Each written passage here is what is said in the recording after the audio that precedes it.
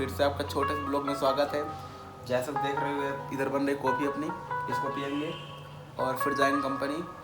आपका आज मैं पूरी कंपनी का नज़ारा दिखाऊंगा कि हमारी कंपनी में कितनी मशीन लगी हुई है।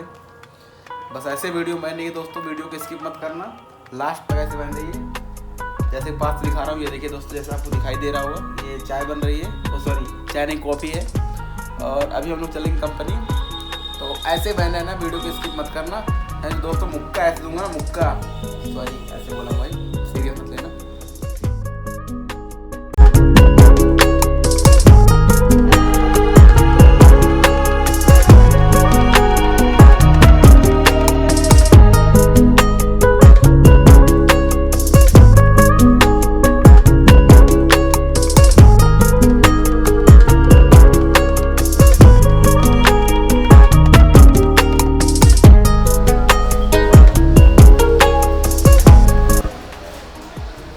अब भाई हम लोग चलेंगे अपने कंपनी, और कंपनी का आपको दिखाने वाला नज़ारा।